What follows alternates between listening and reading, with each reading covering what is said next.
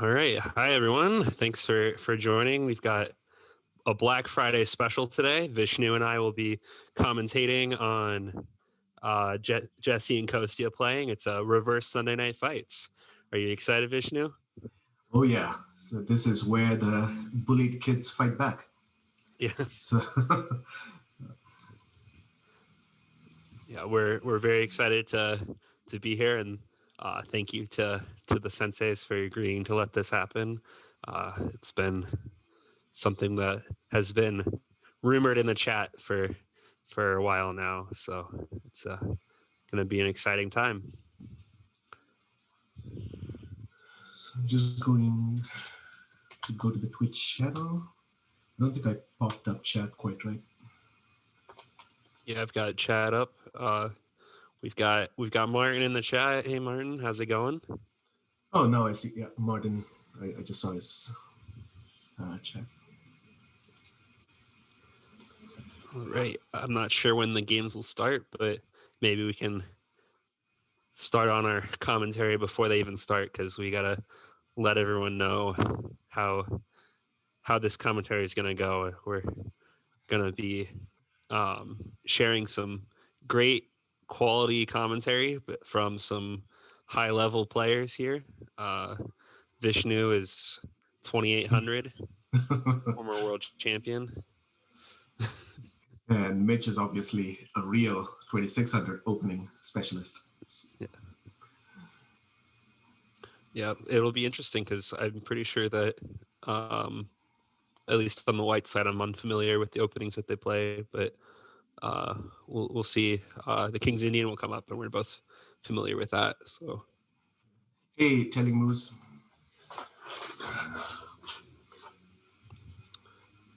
chat, is the audio quality good?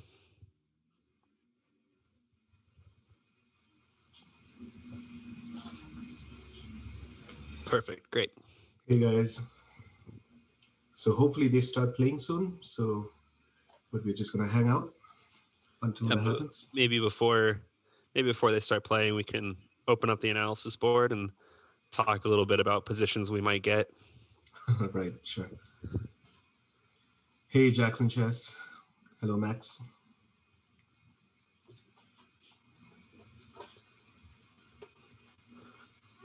So, Mr. Producer in the background, if you could switch us over, because my Twitch started glitching now. Oh no. There, it's back.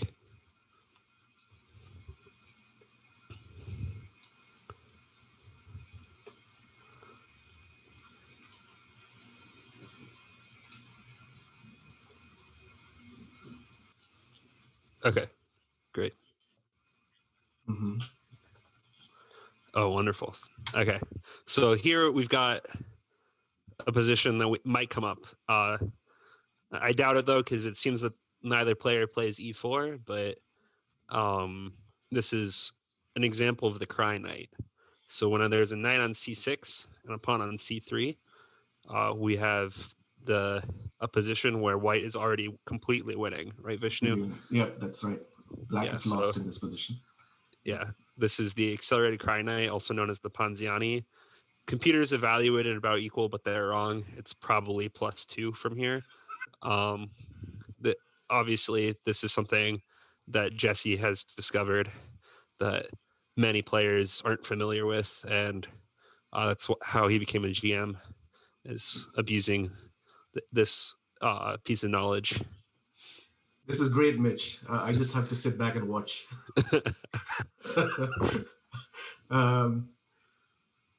Yeah, Max says black is in Zugzwang. That's right. Yeah. This knight on c6 has absolutely no potential and will never get back into the game. In fact, black should probably just play knight b8 here and give up this pawn, because then at least this knight has better prospects after something like d6 and the... See, now this knight can actually move. So people are asking what time control. Yeah, I think it's going to be 4 rapid games. I believe 10 minutes, right? And yeah, 10-0. And Kostya is playing Jesse.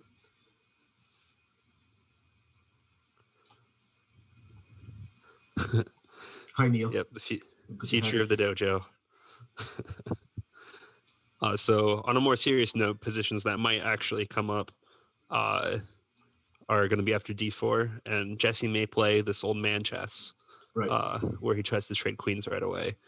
The English rat defense. I'm not sure if Kostya plays c4 here or not, but this is something that Jesse's been making YouTube videos about Yeah. on how to get to the quickest endgames possible. Yeah. My guess is Kostya goes knight f3 if that happens, but we'll see. Yeah, knight f3 here, preventing this e5 break and preventing the old man chess from occurring.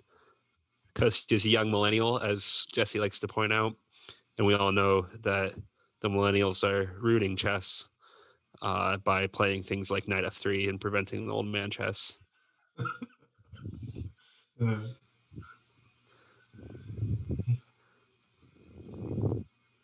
All right, I think that the first game has started. If we yeah, can switch over to that. I need to have a link to it though. Okay, let me send you a link.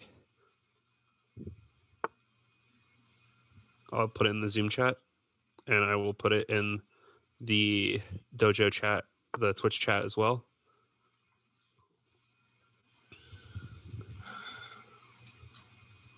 All right. So we've got an old Indian going on here.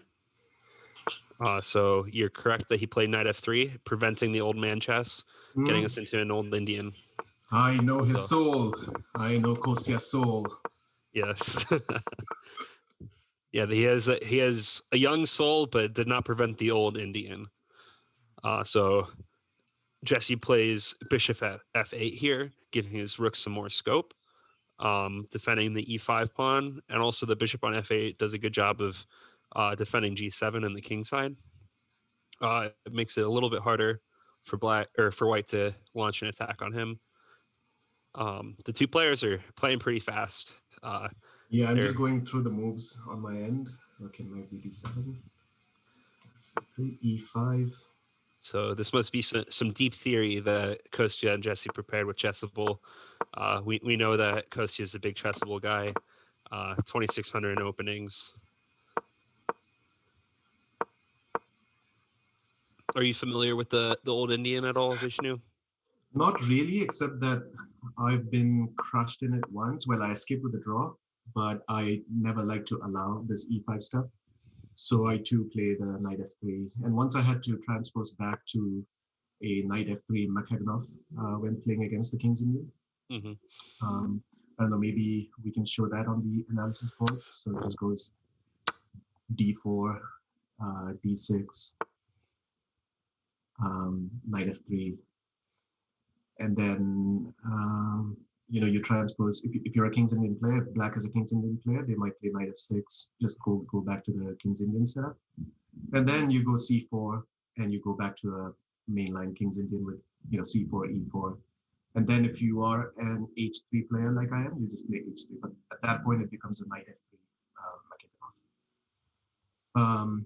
Which may be a bummer for people who like to play without knight f3. So that's one of the advantages of playing 1d6. It can be annoying for some people because it prevents them from getting the setup that they like to play with as well. So Yep. I quite like that approach by Black, and also the way Jesse has played this. I think it keeps everything very flexible. He has many pawn breaks available. D6, c6, b5, trying for eventual counterplay on the queen side. Yeah, I think that this was very creative by Jesse to get Kostya into a different type of King's Indian that he's not as familiar with. It did take a few extra moves, but we all have what looks pretty similar to King's Indian on the board, except for this pawn on b4 normally doesn't get there very often in a King's Indian. But I know that Kostya doesn't normally play this exact setup with white against the King's Indian. So here we've got bishop takes e4 on the board. So it looks like Black's up a pawn.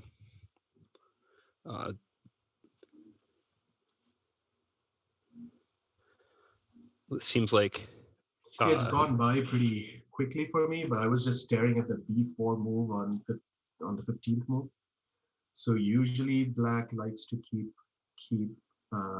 that flexible and not close the queen side. So I was just wondering why Jesse decided to close the queen side, because sometimes you can get counterplay on the queen side if you keep that fluid. Yeah, this is interesting. Jesse has decided to trade off the bishop for the knight in order to ruin white's pawn structure. I think that black's in a really nice position here. This gives them But pawn of up. course, yeah, I just want to go back to the b4 thing. The answer is that it's just tactical. It's just, as you saw in the game, it just won the point. But otherwise, if there are no tactics there, then I would be suspicious of b4. Yeah, exactly. The tactical reason to get the e4 pawn. Yeah. So that was the commentator's type of initial assessment that I had, right? B4 must be wrong. But, when you look at it concretely, it just wins a pawn. And so for that reason, that had to be the best move. Yes, concrete. Kostya's favorite thing to talk about.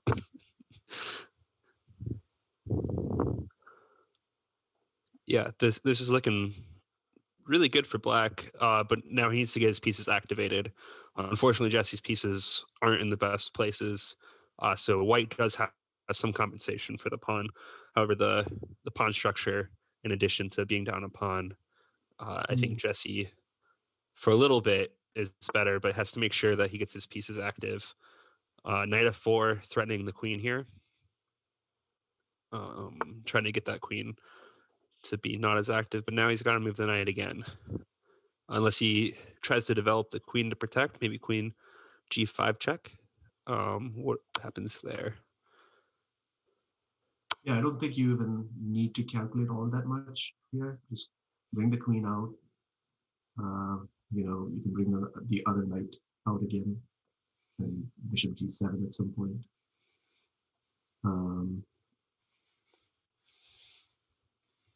Just watch out for the hanging rook. Yes, yep, the rook will be hanging there, but at least it comes with check. And then we can get that rook moved after the king moves. But he's going to calculate here. He's not going to move too fast. He hasn't Jesse'd it too much yet. Yeah, but they play pretty quickly to get here, right? Yeah, so he plays 96 after 54 seconds of thought, making sure he doesn't really like the position with the rook hanging. That's understandable. At least he spent a little bit of time. Didn't play too quickly. Yeah, it's a solid, safe Jesse move. Yeah.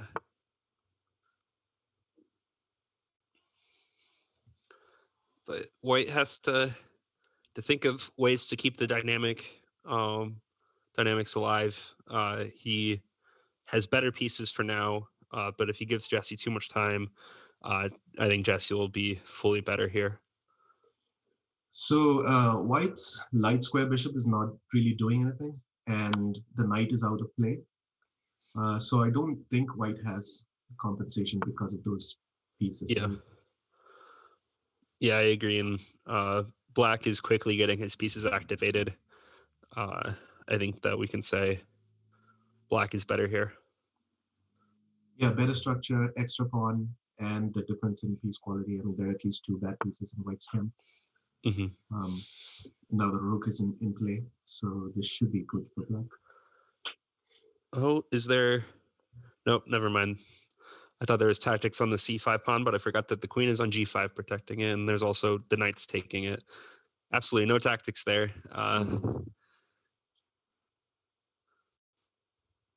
But white does need to get this a4 knight activated somehow. It's out no man's land. I've had many knights on a5 that have been criticized by Kostya and Jesse, so I'm not sure why Kostya put a knight there.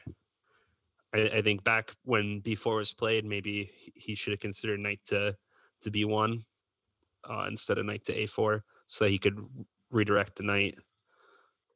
So Neil, it's Jesse playing black here. And so yeah, rook e8, bringing the rook into play, and white should start thinking about rescuing that knight from a4. Okay, so queen to g4, trying to offer a queen trade. After queens come off, what do you think of the resulting endgame? Um, at that point, maybe the backward d6 pawn becomes a concern. You probably don't want to exchange queens here, Yeah. especially because white has a shattered pawn cover in front of his king, and black's king is fairly safe. So the general principle is that you don't go into a queen trade when the opponent's king is unsafe. Yeah, I agree. I think black should keep the queens on for now. I think he has better chances with them on. Yeah, So how do we see? Seth says I'm going to have to bring Kostya up on charges for that chess crime. So yeah, that knight on a4 is criminal, right? Yeah. Yeah, we were talking about the Kraai knight before, but this is the Kostya knight. Unfortunate placement for it. It has no prospects there, and as long as black keeps that knight on d7, preventing it from coming to b6, it doesn't really have any way to reroute either. Maybe we'll see something like a bishop c1 at some point, right. Then knight to b2. Oh. Oh, okay. Jesse, high crimes. This is he trades off the queens, bettering white's pawn structure. As we were saying, black had better chances with the queens on the board. I think that black is still better here, due to the pawn up. But But this is he's going to be not as difficult. better as before. Yeah, this is going to be a bit difficult. But I mean, I guess Jesse is banking on his endgame skills here. Yeah. As however, like I said, yeah, go ahead. No, go. You go ahead, Vishnu. Yeah, so I was just thinking that this bishop now on f8 is stuck defending the d6 pawn. Now the b2 bishop is actually not going to be challenged in some time. Maybe you can even consider playing. You still play the earlier plan of bishop c1 and knight b2 and rescue that knight. I don't see a very easy conversion for black here. And now we are also going to get into this time situation. Jesse has 3 minutes. Kostya's up on the clock.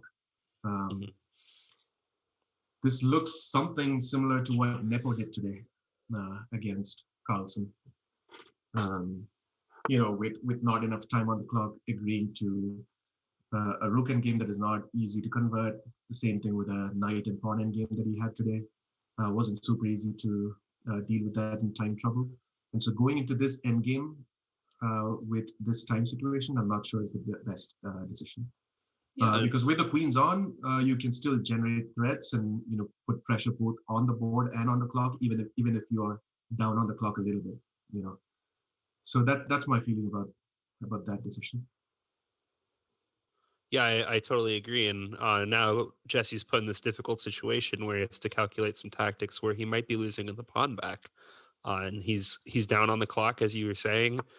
So rook to f6, trying to keep the pawn here. But it's a difficult situation. Definitely not as clear as keeping the queens on the board. I think Jesse didn't spend enough time there. He definitely Jesse'd it there. All right, bishop back to b2, threatening the rook. Will we see a threefold repetition here?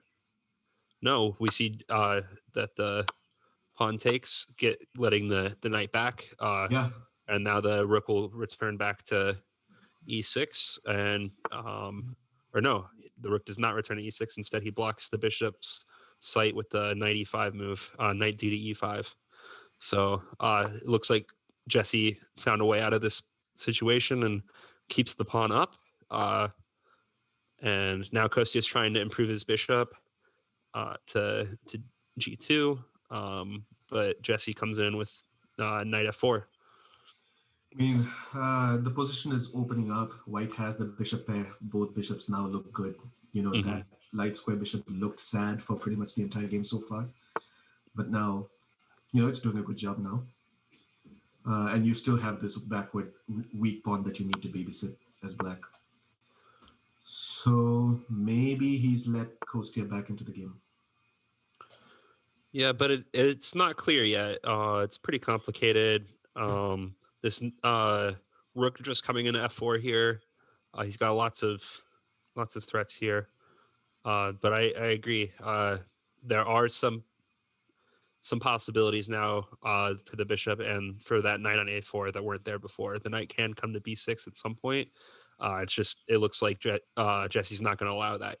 He's going to make some threats on the light squared bishop that's loose and on this g4 pawn.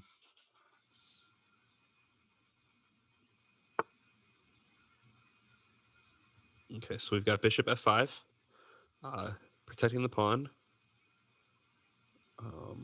It still can be. All right, we've got h5. So that pawn, of course, cannot be taken because then the bishop falls. This looks bad for Kostya. This looks like we've got black winning this one. Yeah, it's going to go into a time scramble, so anything can happen. Yeah, both players down to 2 minutes now, or about 2 minutes.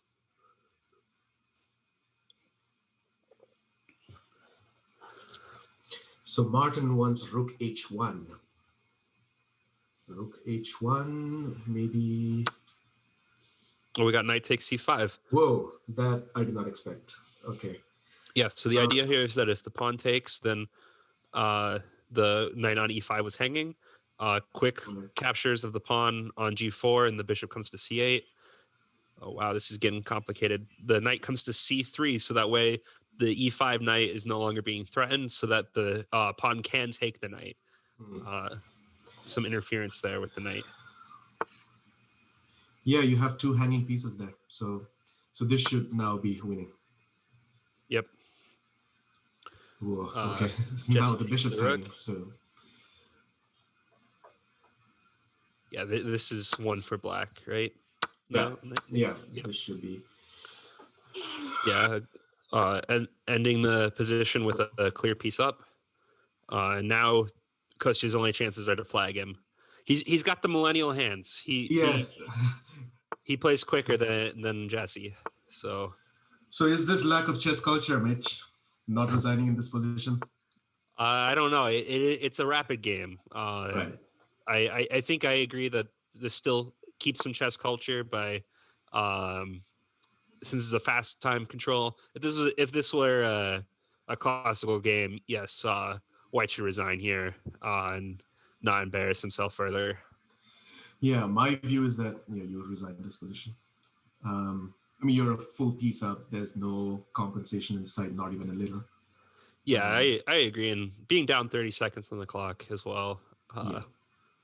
Better not to try to take advantage of the old man and just resign. Oh, someone says it's not completely lost yet. Oh, no, it's completely lost. Yeah, I win 0% of the games from here as White. And you're playing a GM. Right. Oh, actually, black drops a piece there to the knight fork. So looks like Laurent was right that it's not completely lost yet. But that passed pawn, the passed B pawn, is looking pretty threatening. Thankfully, the bishop covers the queening square, but he'll move it down to b2, tie up that bishop for the rest of the game. And now he just needs to take that pawn with one of the knights. Yep. And now, he protects the b1 square, gets his piece back. Yeah. However, one pawn might not be enough. He loses. Yeah. And now Kraai offers a draw. Oh my goodness. And the time scramble drops that piece and isn't able to convert. Okay. Yeah. Yeah, it seems like Jesse has not learned how to mate with two knights against the pawn. A clear blunder in his preparation for the game. And Kostya was down to 25 minutes, and Kostya looked to flag him with being a piece down. So you play that position, right? Even if I'm sure that I don't know how to, get that checkmate, you still play it. Mm-hmm. Maybe you flag the guy. Yeah, I mean, Jesse can spend the time that he had and try to find a way, but we're on to game two. No hesitation. We've got a King's Indian here, one of Kostya's specialties. He likes to play knight c6 pretty early in the King's Indian. He gets it knocked all the way back to b8. But now he's got the setup that he likes: the pawn on e5, d6, the pawn on a4.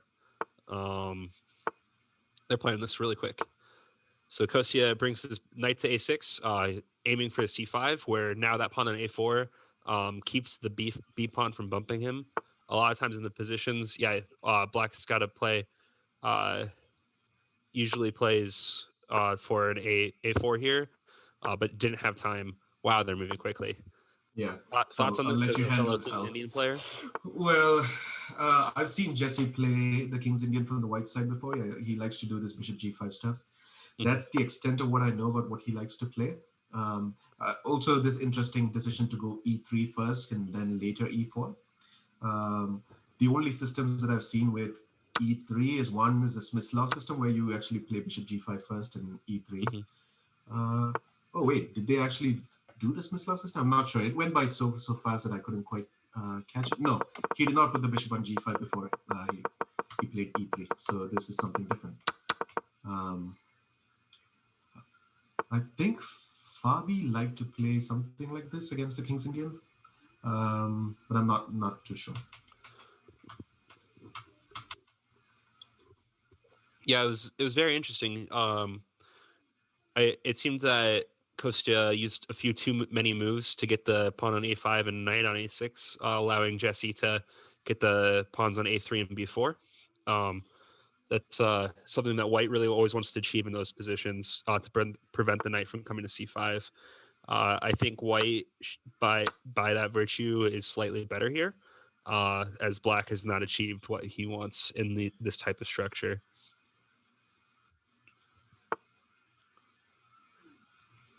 So we've got the Petrossian variation in chat is what Lorenz says that this is called.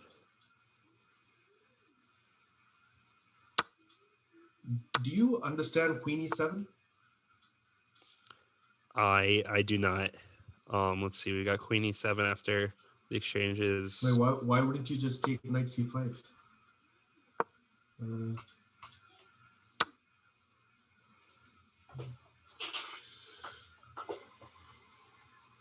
There must be something that we're not seeing here as less experienced players.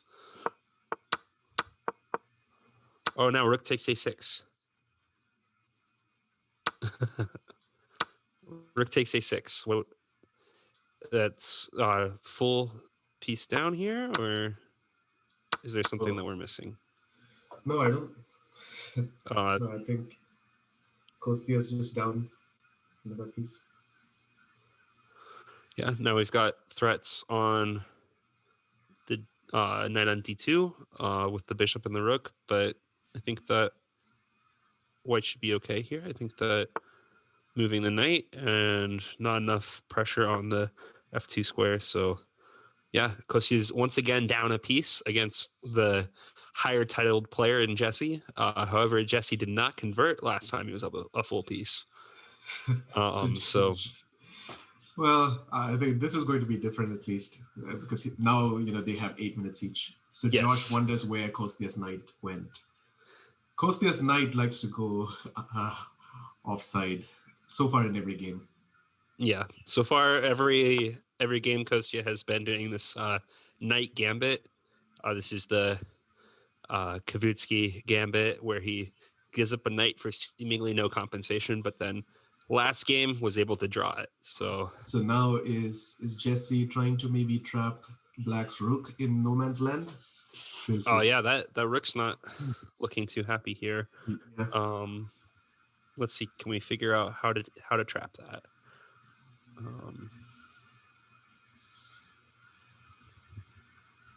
So we've got the c4 square covered. We've got the a4 square covered. The knight on b6 is defended by the bishop there on f2. We see queen d3 on the board, trying to cut off more squares. And Has he prepared enough? He's not quite prepared enough with knight to a2, as that He can play knight a2 here, but you can go rook b2. rook b2 square still needs to be covered. And then if you go maybe bishop c, wait, yeah, instead of queen d3, did he have queen c1? no. He's just going to trade rooks. He's just that's fair. He's up a full piece, so yeah, right. Trades favor him.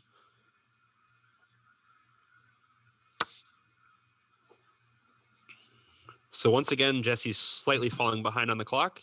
Kostya with his millennial flagging techniques. However, 6 minutes and 30 seconds is enough for a senior to play this game. Never mind. We are going to hang some queens here. Yeah, queen c1 was not the move.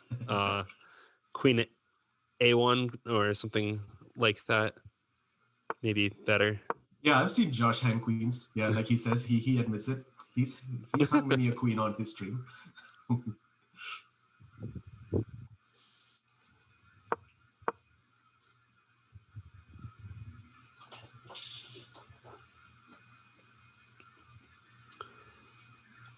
All right, so how does white win from here?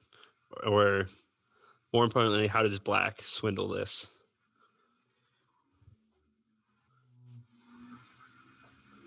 So right now the knight is hanging, so let's take care of the hanging knight first. Mm-hmm.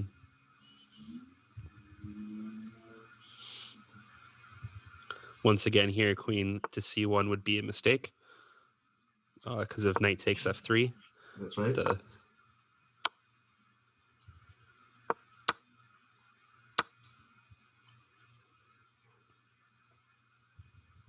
So Morphe fan wants to assign Jesse some homework on converting an advantage. All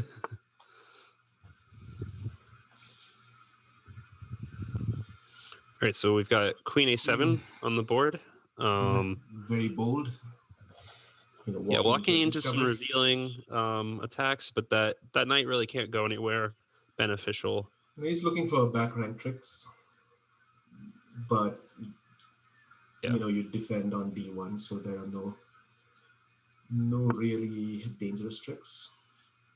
But Jesse wants to have none of that, so he doesn't even want to allow the queen to come into a1. Yep, knight b a4, revealing an attack on the queen and defending the queen from coming to the back rank. Kostya is trying. He's trying to create some threats, but he doesn't have the pieces left to do that.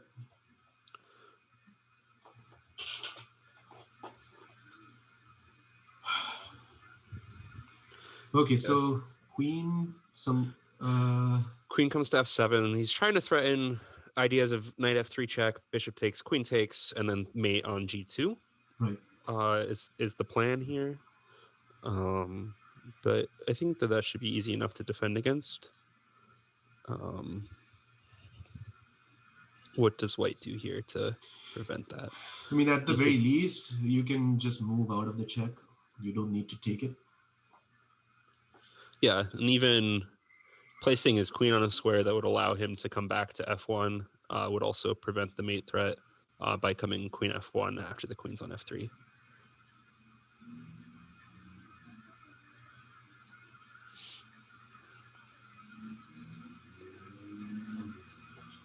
Neil says he wants to see Kostya give rook odds next game to make things more interesting.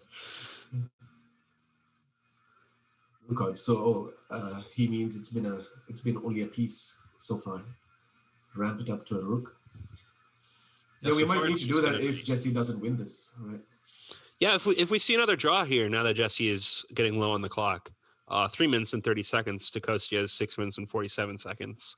If we see another draw here, we've got to question Jesse's title, right? All right, queen d6. He does not fear these threats of knight to f3. He spent some time calculating that, 1 minute and 46 seconds there. So he believes in this. Kostya goes for bishop takes a4.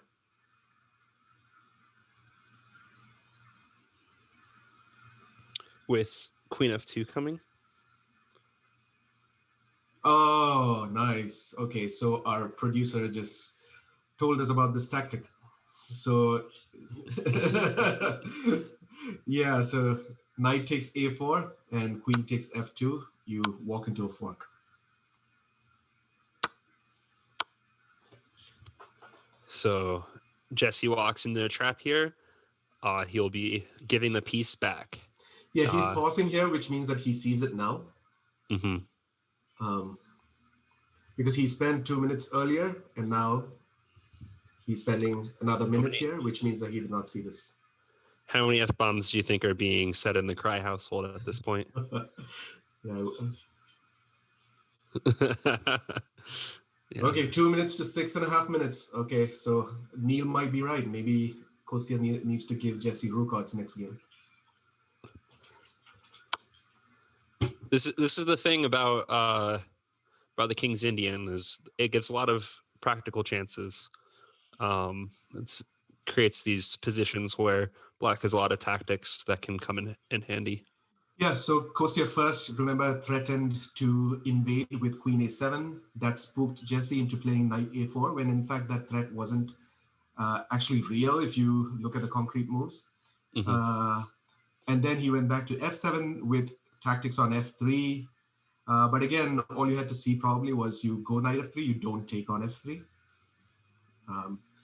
And now we are in this situation here. You have, 2 minutes to 5, and you're still not completely winning. Kostya could come back with bishop e8, so he retains getting the piece back. However, he's now down a pawn, and that's a passed pawn there on d6. Yeah, it looks looks pretty dangerous. Kostya unpins the bishop, therefore preventing pawn to d7.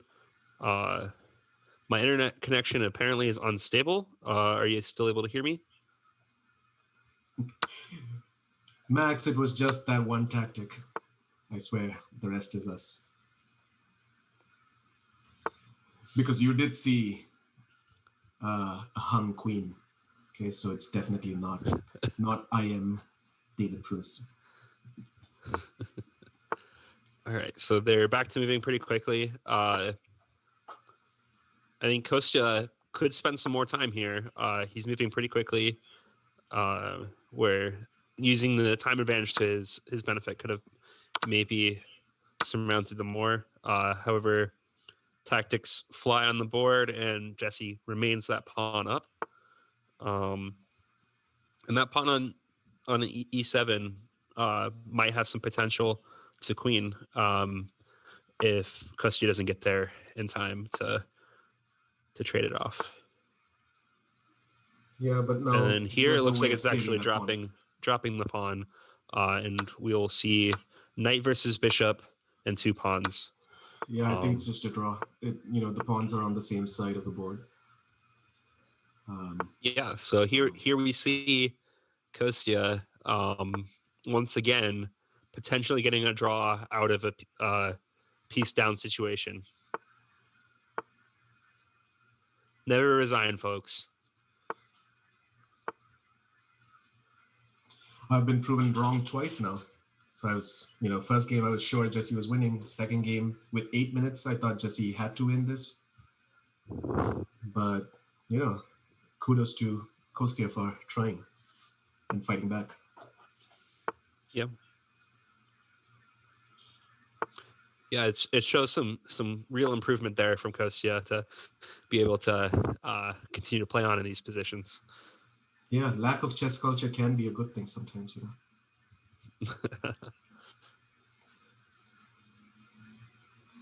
All right, so the game's not over yet. They're continuing to play. No draws have been offered, but as the pawns continue to come off, Jesse offers a draw. Yep. Here's a draw. The knight can just take the pawn, and then it's a draw. Okay, so I think we have a 5-minute break for the players now, right? Isn't that the plan? Yeah, I believe that Jesse requested a 5-minute break after game 2, and I think he needs it. I think that psychologically he's down here, even though it's been 2 draws. Yeah. But both these games, Jesse was completely winning and gave it away to Kostya, gave the half point away. Hey, Chess Latte. George says a 5-minute break for Kostya's Knights.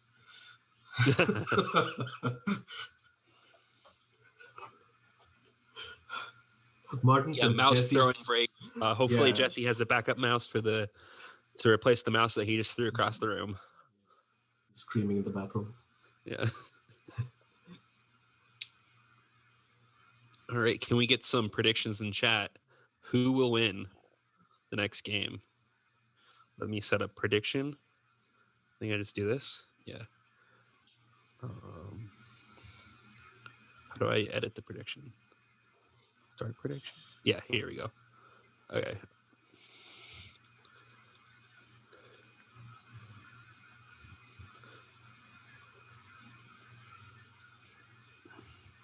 All right, I've got a prediction in the chat. You can vote here. Use your hard-earned Dojo gold to see who will win the next game, Jesse or Kostya.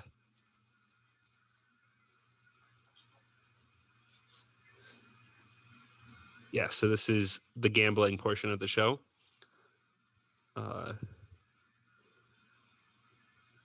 I'm not sure what happens if there's a draw in the next game. We'll continue the prediction into the following game. It will be whoever wins the next game wins this prediction. Is there a geographical setting or something? People say it says it's not available in their region. I'm guessing that means that they're in an area where this is considered gambling, and it's not allowed.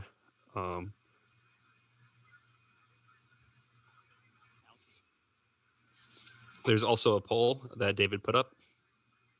So if you're unable to gamble your Dojo gold, then at least you can participate in the poll.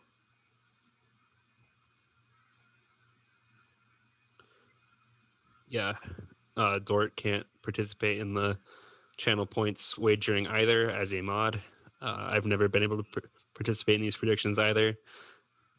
One of the things that usually the mods have more power and everything, but not when it comes to predictions. You know, the state government of one of the states in India actually banned chess.com for gambling.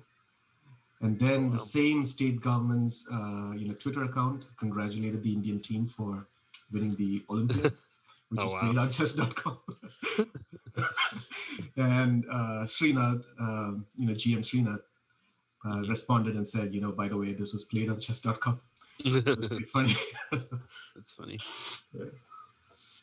One of those cases of a politician not fully understanding a situation before making comments on it.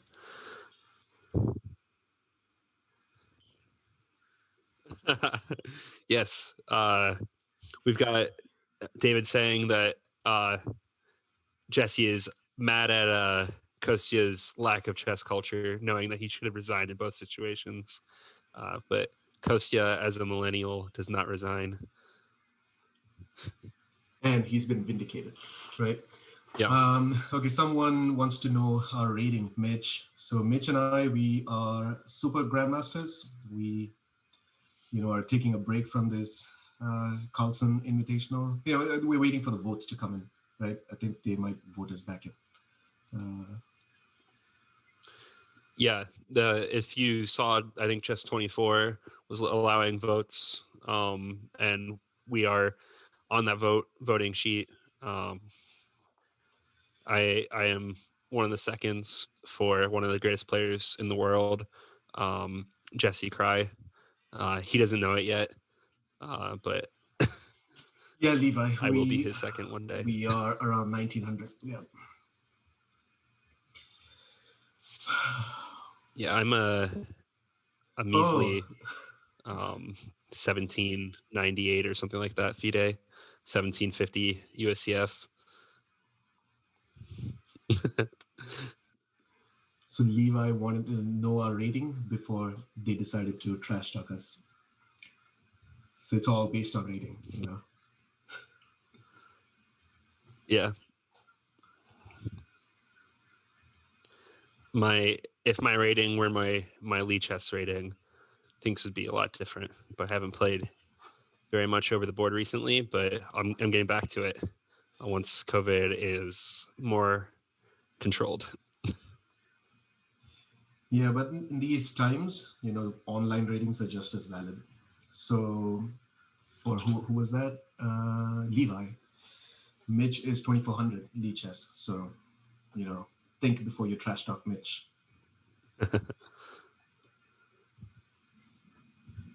Yeah, Neil says I shouldn't brag about being Jesse's second. That's true, but I'm his second for opening preparation. It hasn't happened yet, but one day I'll teach him openings. But definitely not anything I can teach him about converting with a piece up. We end the analysis there when making chessable courses. Once you're up a piece, the line ends. The chessable authors do not continue from there. They assume that you know how to convert those positions. So Jar says he has tried before. He says good luck. So I assume he's talking about opening prep. Okay, I think we have the next game. All right, we do have the next game. Kostya is once again white. We're seeing e6 here against d4. If Kostya goes for e4 here, we would see the French. However, instead, we've got an East Indian defense into a Nimzo. Nimzo, good. So we've move ordered into a Nimzo. This is one opening move order that Kostya has tweeted about before, that if you want to avoid the Trompowsky, you can play e6 first and then knight f6 if you play both the Nimzo and the French.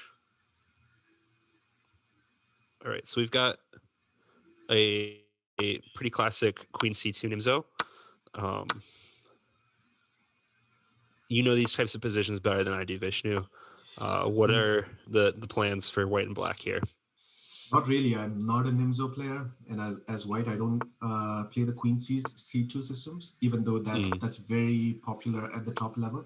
The reason I don't play Queen C2 is as amateurs, it's often not a good idea to lose so much time in the opening.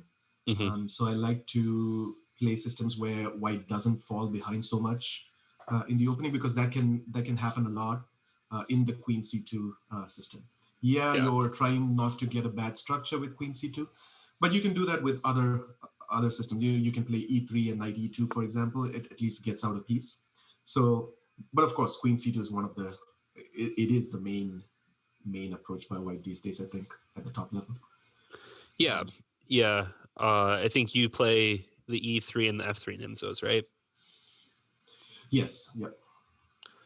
Yeah. Kostya talks a lot about the C2 Nimzo. He says it's really good for white if black is unprepared.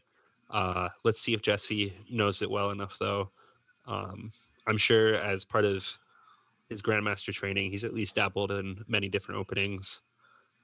So he might be able to know a bit about at least the ideas here. Yeah, I would guess that this is a good opening to try against Kostya. I know that Jesse also likes to play the King's Indian sometimes, but the system that Kostya plays, like I do, is the Karpov system, which is actually pretty dangerous for black. And so the Nimzo is a well-known, solid, and dynamic opening for black, and so I think it's a good choice against Kostya given the match situation here. Yeah, definitely. Jesse's got to think of some ways to win these games. He keeps getting a piece up. Let's see if he can do it again and see if he can convert this. Once again, he's up on the clock. He seems to be playing the openings a bit faster than Kostya. But then he tends to get back down on the clock in the middle games. So we'll see how it goes from here.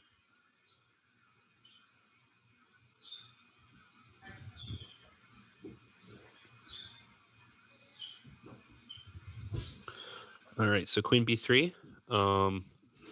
Yeah, I prefer black's position here just because of the pieces. Yeah, these knights are very active, and that bishop is perfectly placed on b7. Yeah, the rook has gone back to f1 now. The bishops are sad. The queen on b3 is not very happy either. So this is a pretty good position for black. Yeah, I agree. It seems that Jesse is continually getting better positions out of the opening. So maybe he doesn't need me as a second. Right. So I was going to say, like, none of these games showed that openings were an issue, right? So Jesse always got the upper hand. Yeah, I think it's showing that maybe openings are a place for Kostya to work on while he's trying to attain the GM title. Because it seems that the GM is outmatching him there. But definitely Kostya shows that he's got the resiliency of a GM and can get those norms one day. Yeah, I think what Kostya has shown is that, we know that about him. Like, he's really good at tactical play, creating tactical threats. So when he's down, he's not going to just resign or lose a game outright. He's going to give you a fight. Yes, so that's what we've seen so far. So that's been impressive from Kostya. Yeah, very impressive. That's one thing that has been brought to my attention before, both by Kostya and by David, that strong players don't give up. They might think that they might be worse in a position, but they find ways to bring it back and have more activity.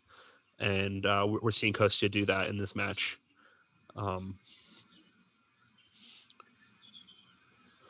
So here we see Jesse pick up a pawn, and Kostya decided not to take the knight with the rook and trade the rook for 2 knights. Yeah, it's not just a pawn. There are also future ideas of sacks on h3. That king is extremely open now. Yeah. Yeah, that king is looking rather unhappy to be there. And that bishop on b7 looks ominous. So it's not looking good for white right now.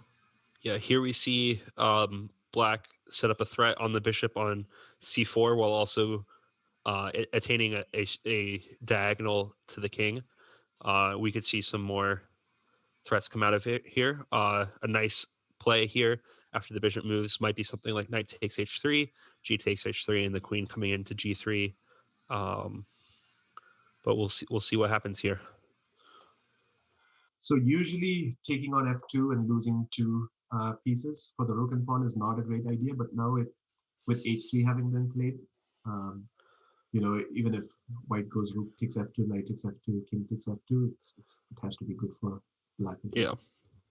Yeah, here I think that Kostya needs to get down a piece. I think that he'll do much better if he drops a piece and get some initiative for it, as we've seen. Yeah, of course, here there's also the bishop on c4 is also hanging, which I missed. Yeah, that was... So you cannot just go so rook nice. takes f2 either. Yeah, the bishop's hanging on c4, so that's double threat here with the queen c7 move. Kostya's taking his time to think, trying to find something here for a resource.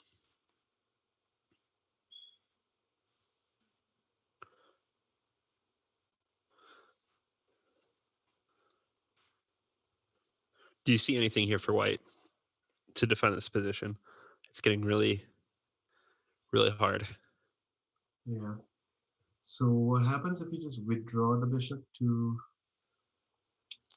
e2? But maybe you just sack the knight. Yeah, I think there we would still see the knight take on h3. However, it's not super clear on the full continuation, but at least then the bishop on e2 does support the knight on f3. Instead, we see rook takes f2. Ending threats of the knight taking on h3. However, Jesse now has the option of either taking the rook or taking the bishop. If he takes the bishop, he gets the piece back, trades queens, and then is up a pawn. If he takes the rook, then he's up the exchange temporarily.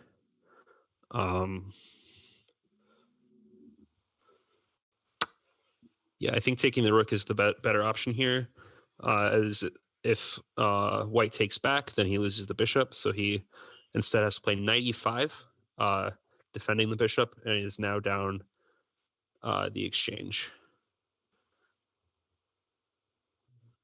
Just save the knight. Yeah, just save the knight. It should be fine. Yeah, so if he saves the knight, moves back to e4. So Jesse is +3 materially, but we've seen what happens when Jesse is +3 in material. Yeah, so which is why I'm not calling this, but that king position is so bare that I cannot. I'm still gonna say this is a win for Jesse. Yeah, this is looking much better for Jesse. However, those bishops are eyeing Black's king, but he's appears to be safer than White's king. Yeah, it's pretty solid. The only way you break through is some sack on e6, which doesn't work. And now, yeah, the queen has gone back. No more, tactical threats against the king. Yeah, I don't see it.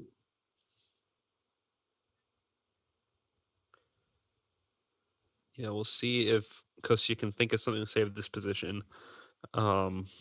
Once again, not resigning. He refuses to resign. He knows that he is in his soul better than being a piece down. He can give Jesse these odds and still win it. However, if Jesse manages to trade off the pieces, I think that he is just clearly better and should be able to win this game, despite the situation that has been occurring. So new poll, will Jesse Mitch it again?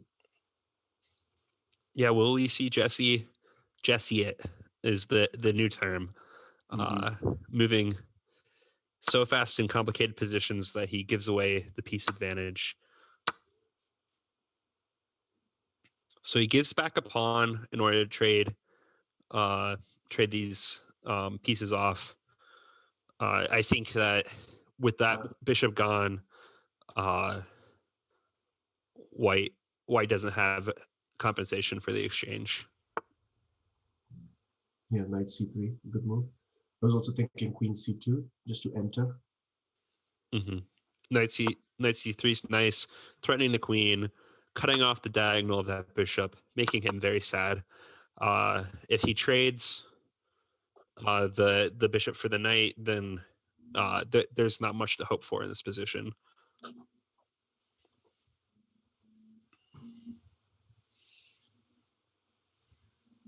Yeah, and Jesse is up on time in this position. Before we had seen that when Kostya gets down material, he at least has the time advantage. But Jesse has it all right now. The rook on a1 is hanging. He has to move it away, and then that pawn is also loose. He cannot defend it on e1 because then he still drops. Yeah.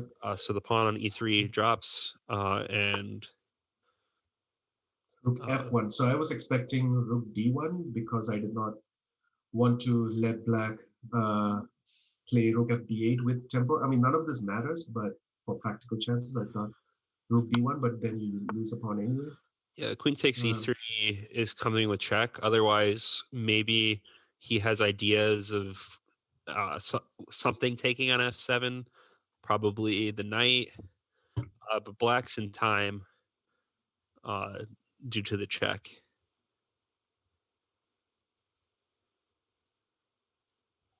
So now he can defend with something like rook c7, and then the pawn can't be taken.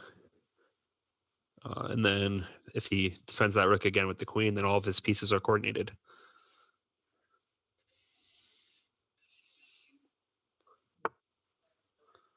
Yeah, so I was just thinking about rook cd8, just to get that queen. Just put a question to the queen. Yeah, this is a good move as well. Since the queen, of course, cannot take on f7, so the queen has to move here. But the queen also is a key defender of that knight. So the squares aren't looking too good for the queen to move to. Maybe I guess b5, but then b5 the queen is is not where it wants to be. Yeah, after a6, then I think the knight is dropping with check.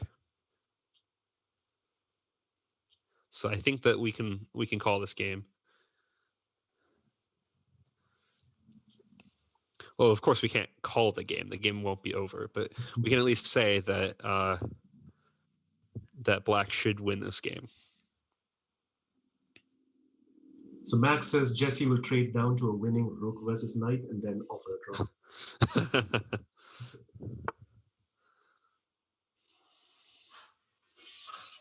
All right, so we see knight d7, queen e7. We're defending this knight.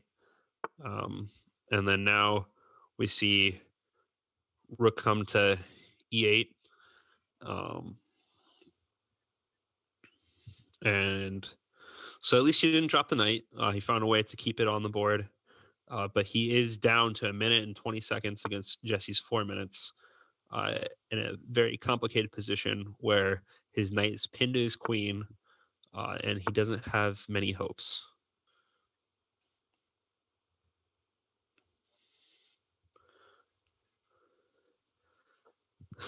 A poll for who is running the polls. So queen d3, because I guess he didn't want to run into any queen e5 like tricks to trade down to a completely one-end game. I don't know if there was a tactic there, but maybe that's why he went to queen d3, so that after knight takes, his queen is defended on d3. Yep, and now Jesse is threatening to win this knight. He has moved the king away from checks so that he can then move rook to e7, threatening this knight 3 times, and it can only be defended twice.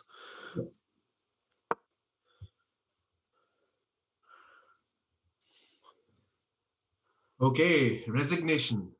So that should make Jesse happy. Yep. There we go. Jesse was able to do it this time. So let us end the prediction. If I know how to do that. Oh, Jesse goes d4. How do I? Okay, King's Indian again.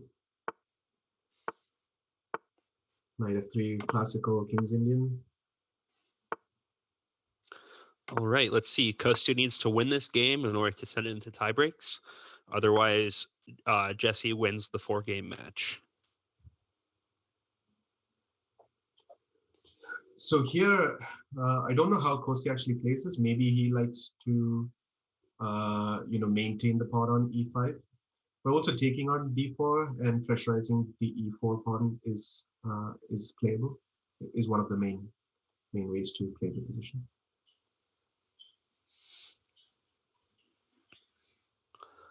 Yeah, so here, Jesse should be able to win the piece and then get to a draw and be okay for match standing.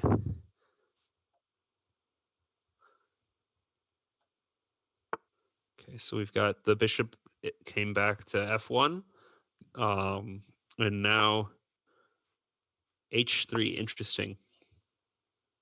So he gives a potential hook on h3, but his king is pretty safe with the bishop on f1 and the knight on f3. Yeah, so this tells me that Kostya likes to look for f5 and the attack, because he hasn't played e takes d4, and also went h6, which I did not quite get, but he's an experienced King's Indian player. Yeah, it looks like knight h7 to g5 is a typical plan. You might also want to try to exchange off that bishop later with bishop f6, g5 maneuvers. But this one I don't quite know. Yeah, this is interesting. I guess the idea is to trade the knights and then use this pawn to go to g4. Then he trades here on d4, letting Jesse threaten to trade off the bishops. Of course, Kostya declines with knight to e5. Now his pieces are getting kind of active. I think black is doing pretty okay here. I wouldn't say there's any advantage, but he at least has ideas. f3 preventing g4, which seemed to be what black was intending to do with this whole h6, knight h7, knight g5 plan.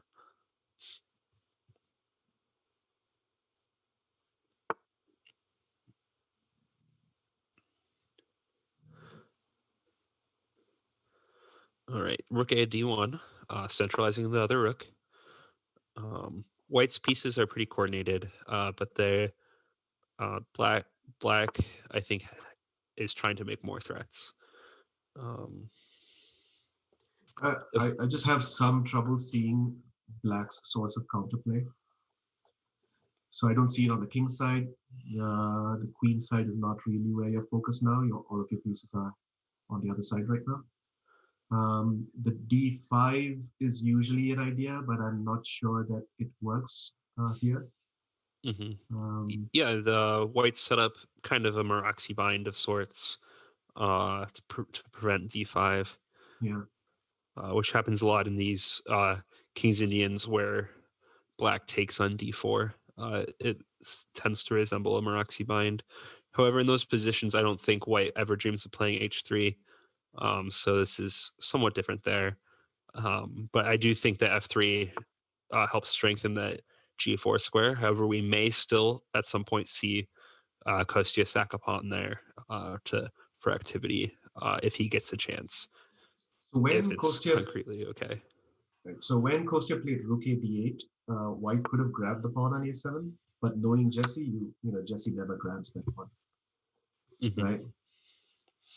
So he played queen f2, and Kostya just saves the pawn with a6. All right, so we have another poll. Which piece odds will Kostya give Jesse this time? Piece up, rook up, an exchange, or a full Botez gambit? So earlier there was also the plan of c5, knight c6, and using the d4 square.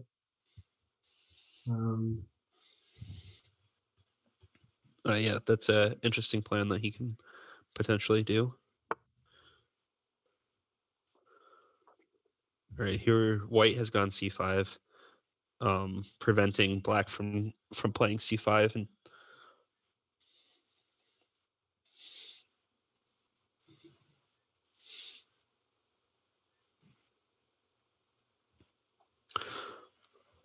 all right.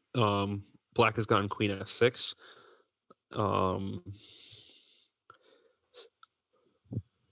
Stepping into a pin on his knight. However, of course, Jesse cannot play f4 to take advantage of that because of the pawn on g5.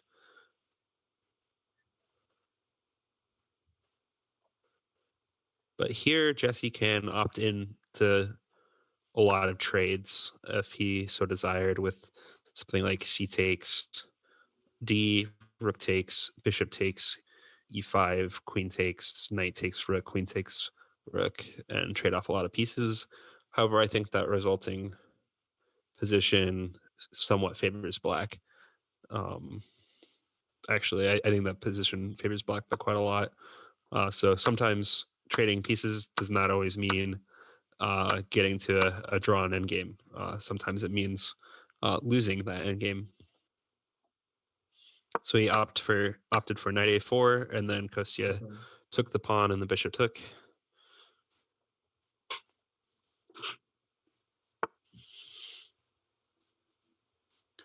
Yeah, I feel like white is still better. So there are, he's using the weak squares on the queen side. Yeah. And now is fighting for control of the d file, which is what bishop b6 is designed to do. Yeah, I think bishop b6 was a good move there to fight for the d file. I think white has, I think that white is slightly favored here. Not as favored as we've seen in all the other games so far. Kostya has not given any piece odds.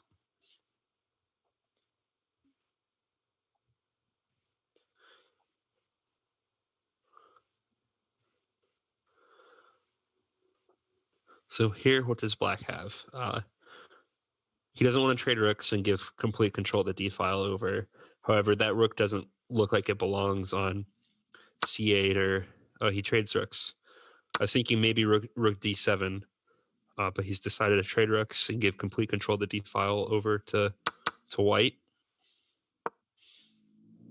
He then goes knight to d7 to kick that bishop away. And I mean, he's got a nice battery with the bishop and the queen, but it's targeting absolutely nothing. if white were castle queen side, I would favor black here. But white is on the king side.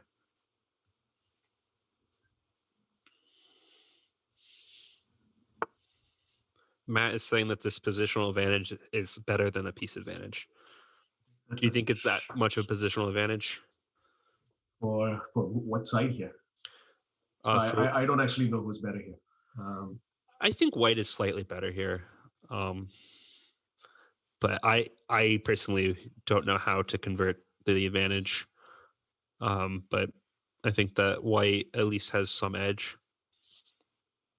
Though it's definitely not clear at all.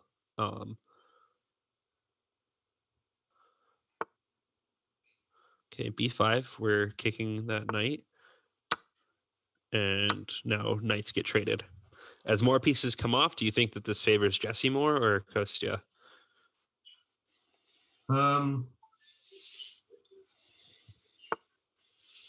Not sure, because both light square bishops are bad. Mm-hmm. It looks pretty equal to me.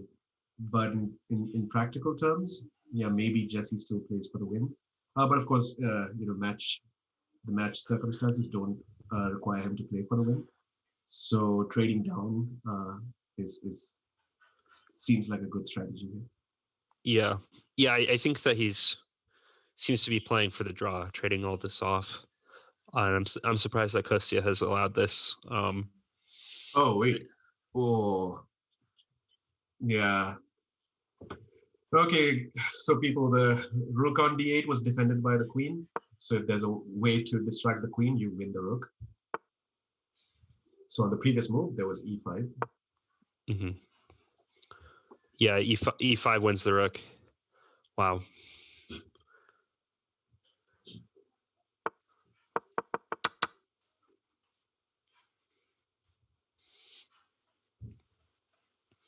Yeah, I mean, you can get the GM and you can get the IM. It doesn't mean that you play perfectly, as we've seen. Yeah, and they had 5 and 4 minutes each, right? So it's a fairly simple tactic. Mm-hmm. Yeah, I think Jesse just didn't want piece odds again. He wanted to prove that he's better in an endgame. Mm-hmm. But with these queenside pawns advancing, yeah, I mean, maybe black has some very small chances to still play for a win. He does have a pass C pawn now, but it's going to be kind of hard to get it up the board. Right now the A pawn is hanging, so he has to. Well, after something like Queen A1, you can attack the pawn a few times. Oh, now he went Queen A5. Okay. So Queen A5. If black takes the A pawn, then white takes the A pawn. So now we've got queen to B2. Queen B2. So now you cannot take the pawn, and you attack the A pawn.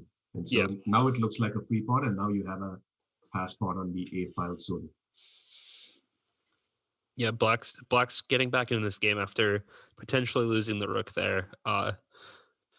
Kostya lucked into Jesse missing the tactic. As we say, Jesse's an old man, so he misses these tactics. He plays positionally. Yeah, sometimes you've got to think concrete variations here. So Queen A5, makes sense, except that it fails to this tactic. I mean, you have this dangerous A pawn. Like I was saying, you get some practical chances when you have these advanced pawns on the queen side. You miss a tactic, and suddenly you have a pass pawn that is hard to stop. Yeah, this is once again good resilience by Kostya, and we may see this go to tie breaks.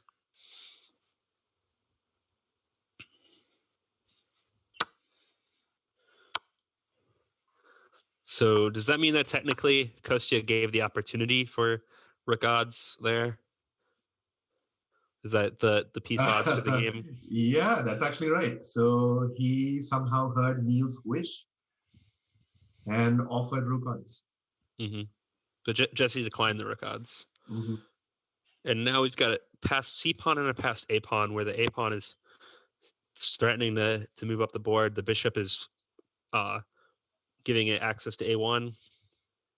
However, black's king may be slightly weak. The queen's over there staring at him menacingly. but everything is pretty much defended on that side. Mm-hmm. But does he have chances of a perpetual? Yeah, queen h4, queen d8 type stuff. All right, here, bishop to h6, trying to prevent checks, but will we see something like queen f6, bishop to d4, threatening some mate threats? Kostya has to win this game to stay in the match, so he cannot just simply repeat moves, even though it may be the best move here to play bishop g7, preventing the mate threats.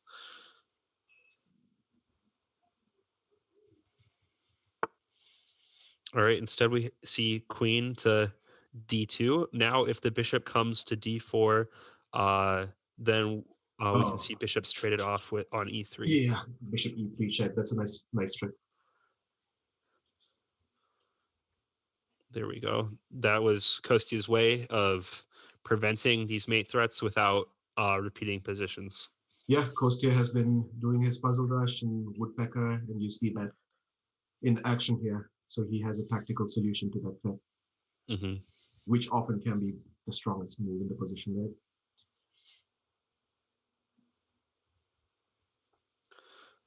And so Yeah, so now Chad, I do you don't think see that we'll see anything for Kostya white. win this game?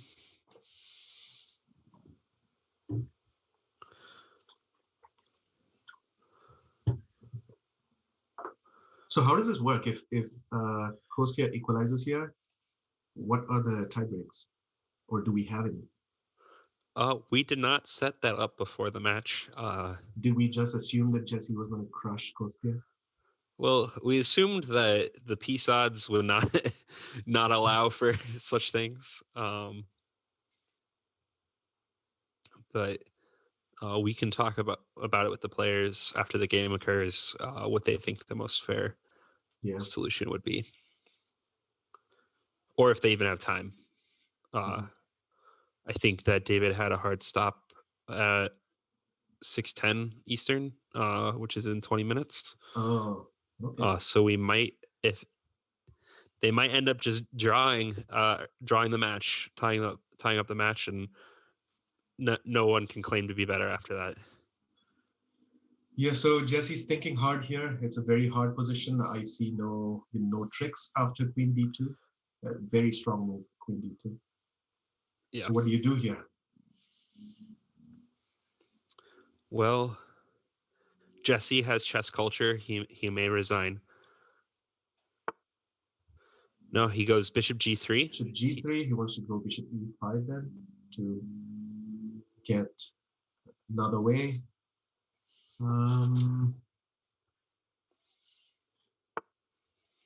So we see bishop g7. Bishop g7. Oh, because now the queen is covering d8, so no more perpetual tricks. So yeah. Another tricky aspect of the queen to d2 move. All right, so we see queen e7, trying to instead potentially check on e8, but again, that doesn't have any perpetual threats because he has no checks after that. Mm-hmm. It is, however, covering the a3 square, so the pawn cannot advance yet. However, there may be a trick with c5, because the queen cannot take without dropping to the check on d4. So c5 could block off the queen, and then black could advance the a pawn after that.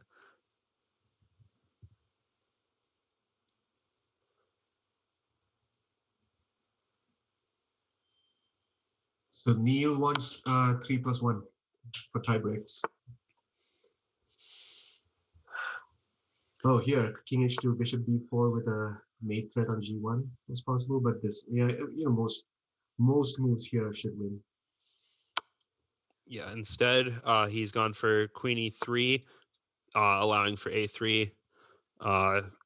Queen, it does free up the d8 square for a check, but I don't think that this will be a perpetual. Okay, so he plays f4 to prevent the queen from defending against the perpetual. So this does give... All right, so he goes a2, but is this a perpetual now? No, there's no check after bishop h6, right? Yeah, bishop h6. Yeah, that either bishop h6 or king comes back, and then bishop to f8 also defends the perpetual. So looks like black should win this game. Yeah, and the pawn queen's next move. So that should be resignation, I think. Okay, so Jesse takes a leaf out of Kostya's book. Yeah, no resignation. Yeah, so he tries to go f5 here with the idea of getting the king to be slightly more bare to checks. However, I think that after f takes, e takes. Here, black has the same trick as before. You go bishop e5, you still have that check. Yes. Yep, there we see that was it. almost a pre-move. All right. Now I think yes, black has won by resignation. All right. We see 2-2. Mr. Producer, David Bruce, do we have plans for a tiebreak, or are we going to call the match here as tied? So can we maybe get the players on and ask them? Okay. That's good. So yeah, I think we'll have the players for talking with the players instead of some tie breaks, so that way we can get their thoughts on the match. Maybe this means that we'll see another match another day. So maybe we don't have time for tie breaks, in which case we'll just talk to the players and see, try to get their thoughts on the match.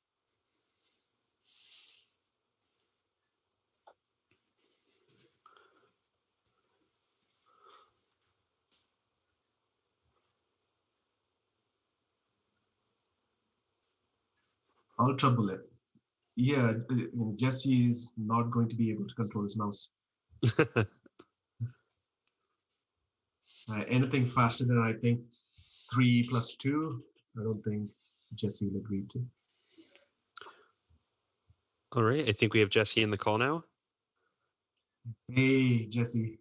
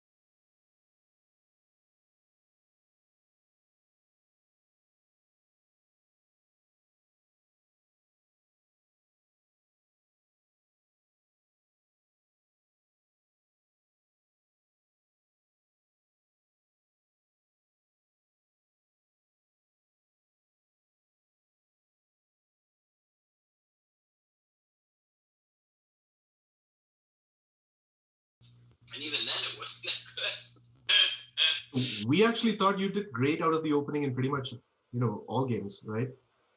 Yeah, the opening went well for me. We lost. Okay, yeah, you're back on.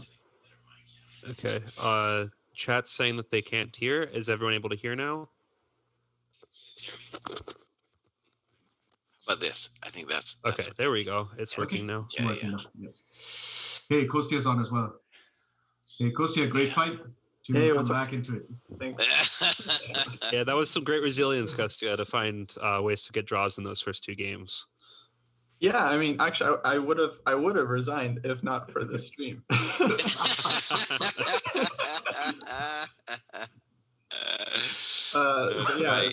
how that turned out. Of course, yeah, I got lucky. Yeah, and in the last game there, Jesse had potential to win your rook with an e5 move. I guess we don't have the board up anymore. Let's see, what move number was that? Just for discussion. With your queen on f6, there was a rook on e8, d8. Yeah, when you played 26 rook to d8, e5 wins the rook. Oh, that's funny. I felt like maybe there was something like that. Yeah. Yeah. So what's funny about that is when Jesse went up a piece in both of the first games and wasn't able to win, Neil in chat wondered if you were going to give him rook odds next game. Well, that's right, man. I had such a hard time winning with up material. I was like, I don't even want to play e5 there, man. I don't even want it.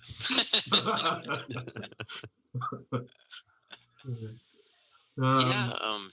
So, Kostya, did you expect these old man openings from Jesse, at least the first couple of games? I think I predicted your response to d6, right, in the first game. You do not want to let him do the e5 stuff, right? Yeah, definitely. Right. I don't want to allow c4, e5.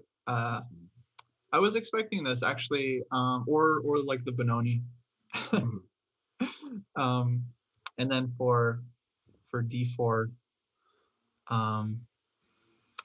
yeah, I didn't really prepare much. I just figured we'd get a King's Indian or something, and figured it out. Jesse, we've lost your camera, or now it's back. It's back. Yeah. So, Kostya, do you ever play e takes d4 and just go rook e8, or is it something that you do as a King's Indian player where you always try to get the kingside stuff going? No, I will play e takes d4 if white has kind of done something unusual. Like if they've played h3 already, then I'll go ed4 rook e8. Because if they already played h3, then they're not going to want to play f3, but they kind of have to. Right. In those positions, black just goes knight h5, and that's fine. But yeah, if white hasn't done anything unusual, then right, taking on d4 is just not my style usually. Mm-hmm. And Jesse, why did you decide to switch to the Nimzo? I just thought I'd switch it up. My openings are, I'm gonna have Mitch come in and teach me a little bit. But right now, I haven't looked at openings in like a year, so I'm just playing moves. I'm just playing moves in the opening, and I had done that endgame repertoire thing, so I thought I'd do one of that and then see what happened with the.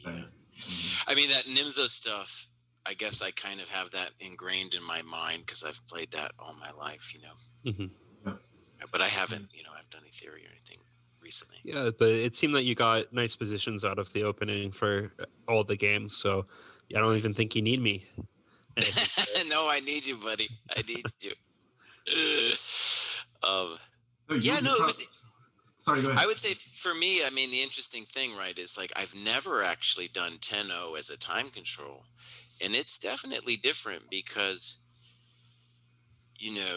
like there's definite, like it's so different that there's no increment.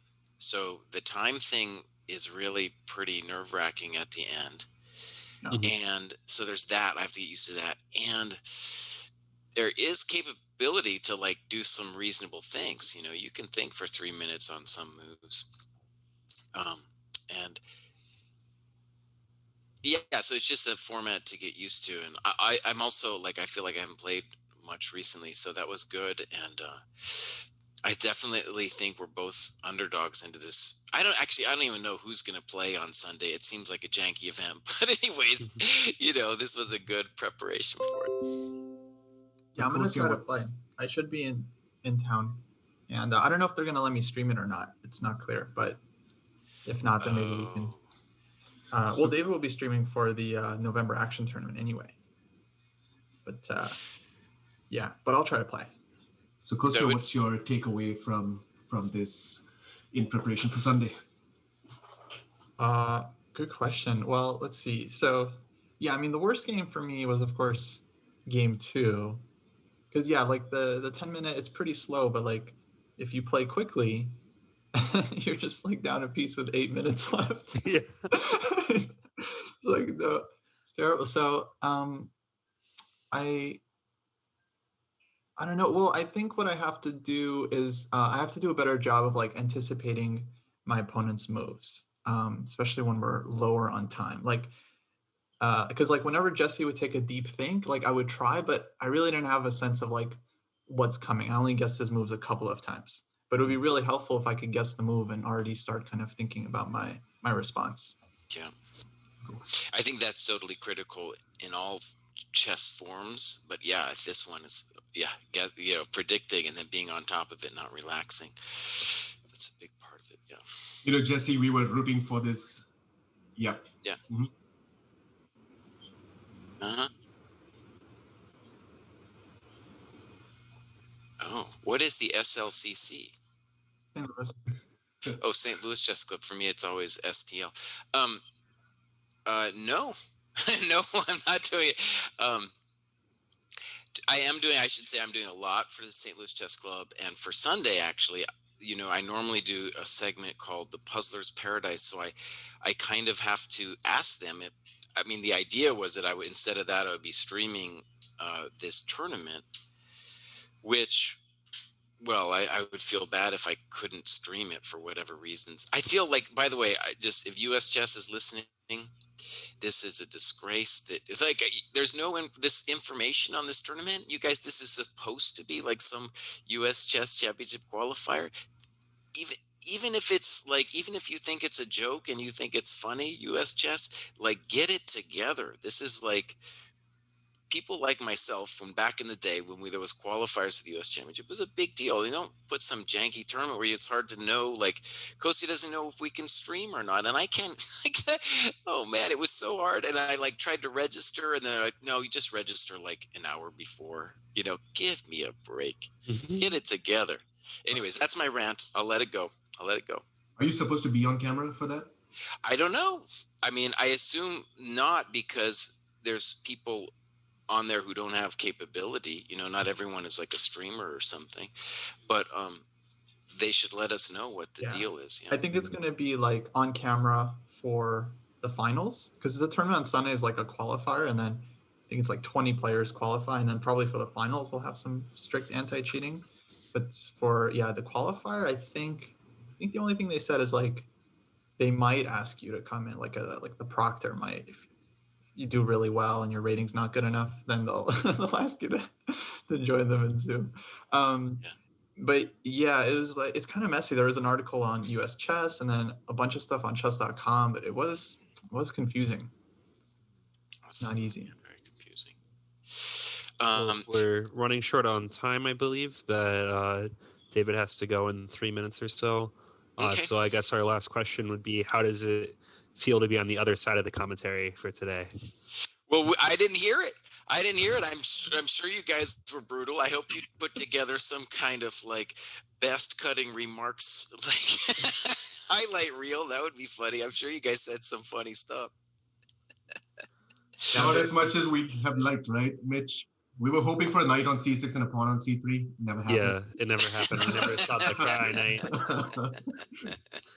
I was also hoping for a good time to pull that's a question between Jesse and his god, but it didn't come up. I was figuring when I was blowing those winning positions that you would be like, oh, he's mitching it now, mitching it really hard. I was saying you were Jesseing it. Oh yeah, there you go. Yeah. What about in the first game when Jesse blundered like f4 check, I took, and then he like hung his bishop? Did you guys say mistakes come in pairs? Because that's all I was thinking. Oh no, we missed the opportunity. Yeah, some parts of the game were too fast for us. Yeah. No, I'm very happy you guys got a chance to do this. I'm sure people have been waiting for this for a while. So yeah, it was good for us also because it's not easy to see everything when you're commentating. Yeah. At one point, in my commentary, I hung a queen. I put a queen on a square that the bishop was threatening, and didn't even notice it until chat was laughing at me. So we got to see and appreciate the difficulties in commentating. So we appreciate that you allowed us this chance. That was fun. Yeah, I would love to do it again. Honestly, just playing without any kind of camera on me, no tech all around me. It was pretty nice. So I'd be into it again. Great. Well, make sure to watch the VOD so that way you can see all the commentary. All right, I will. Thanks, guys. Thanks, all guys, right, so guys. much. Bye-bye. Bye.